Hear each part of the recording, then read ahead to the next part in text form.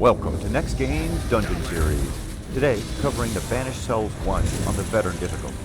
Now this is a good dungeon for people soloing on the Veteran difficulty, with windstones only taking about 20 minutes, with little challenge posed by most of the bosses, as long as you are ready for their mechanics. Let's go through them individually while I clear them to discuss what you can expect from the taking this one on. First is the Cell Haunter, which you see me taking on right now. When you first start the fight, two ads will appear. Don't engage them directly, and instead, take them out with AoE damage where you focus on that main boss. The three main abilities that you will contend with here are Magic Missiles, which will shoot 2 to 4 light ice attacks at you for small amounts of damage. Winter's Reach, which is a directional attack that will freeze you in place and do a good amount of damage if not interrupted. And Health Drain, which is the main risk here. When this goes off, you will see a beam of energy pierce through you, which will do considerable damage. There's no way to interrupt this, and you must just cure yourself through it. Overall, this is a pretty quick one that should just take you a minute or two to take down.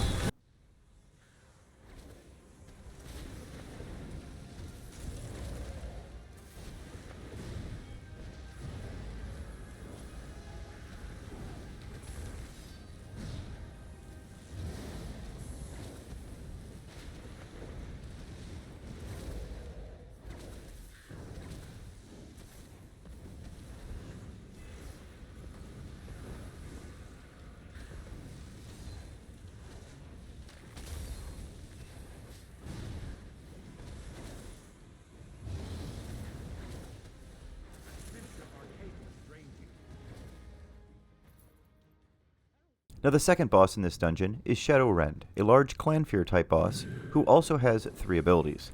The first is Shadow Clone, which will create a clone of the boss that does damage equal to what the boss does.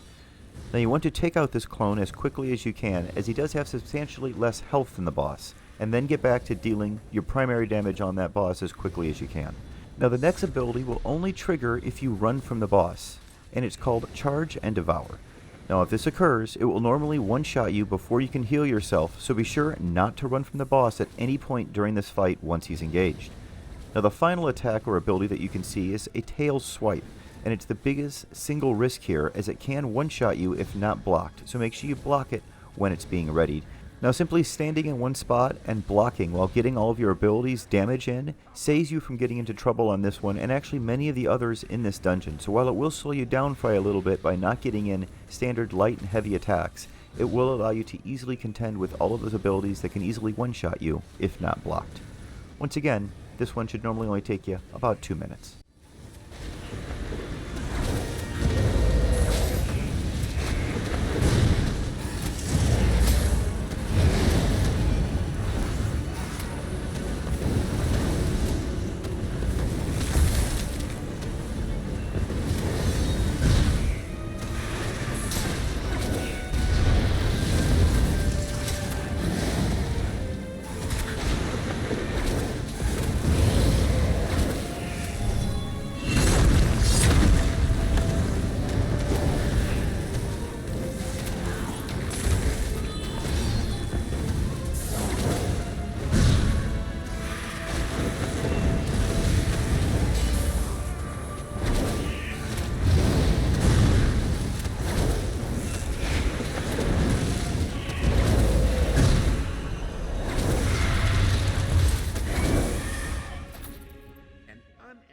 Now for our third boss, Angata, the Clanfear handler. Now this boss will summon many ads around the room once they are engaged. You'll want to first deal with all of the ones that are around the main boss with AoE damage, and then either continue to focus damage on the main boss and heal yourself, or deal with those ranged enemies around the room before then focusing on the boss. Now our 2 main abilities are to first summon a Clanfear to help her. If this happens, take it out with AoE damage as quickly as possible. And then there's also an AoE fire ability that puts a red ring of fire on the ground. Simply step out of this red ring of fire to avoid it, and the rest of the fight should go smoothly. Again, this is a pretty quick fight, usually only taking 1 to 2 minutes.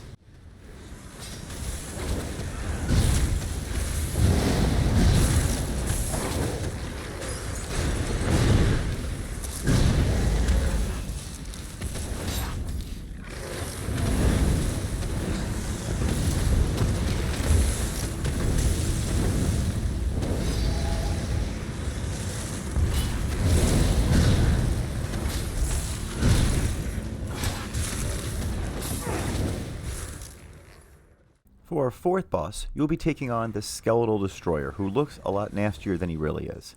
Now this fight will start with 4 imps around the room. You again want to try and take them out using only AoE damage while focusing your primary damage on that boss to speed up the fight.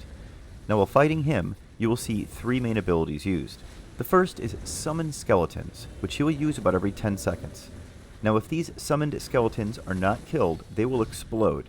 You will want to again kill them with AoE damage, but don't take your focus off that boss. The boss can also use a Stomp ability that puts a red ring around him that does significant damage if not blocked, so be sure to block this when you see that red ring appear. Now the last ability you will see used is called Cleave, which can do substantial damage and one-shot some players, but has a very long readying time, so just make sure you block it and it's easy to contend with. This is yet another fight that should only take you between a minute or two to take on.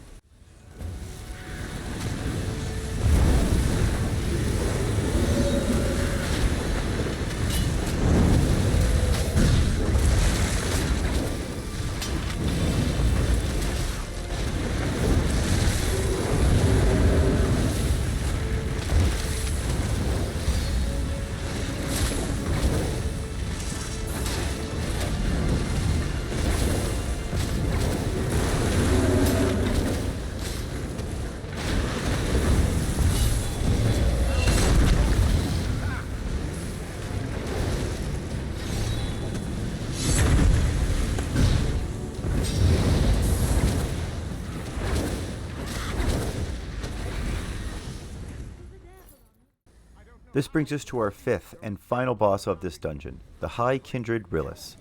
Now here, you will contend with 4 abilities that can easily one-shot you if you are not watching for them, so again, have block on the ready, and this should not be overly challenging. Now the first ability is called Feast. Now this is going to summon glowing orbs that will move toward him slowly. If they reach him, they will cure him for massive amounts of health, so you need to find them and get rid of them as soon as they spawn. Next ability you'll see is Ghost Fire, which will present you with a bunch of fire AoEs around the battlefield. You want to avoid these rings of fire, but only move in a circle around the boss and not around the battlefield as a whole, so that you can stay within melee range and continue to get your damage in. The next ability you'll see is Heavy Blow, which can easily one-shot you if not blocked, so watch for this and block it when you see it being readied. The final ability is Magic Bolt, which does a considerable amount of damage if not blocked or dodged, and he will use this after every time he uses a Ghost Fire or Heavy attack, so be ready for a follow-up ability once you see those used. Fortunately, his health pool isn't overly large, and as long as you're not letting the orbs heal him and you're blocking all of the nasty attacks, this should be a relatively quick final boss fight. That's about all I have to go over for today's run. I hope you found this helpful. We'll see you next time.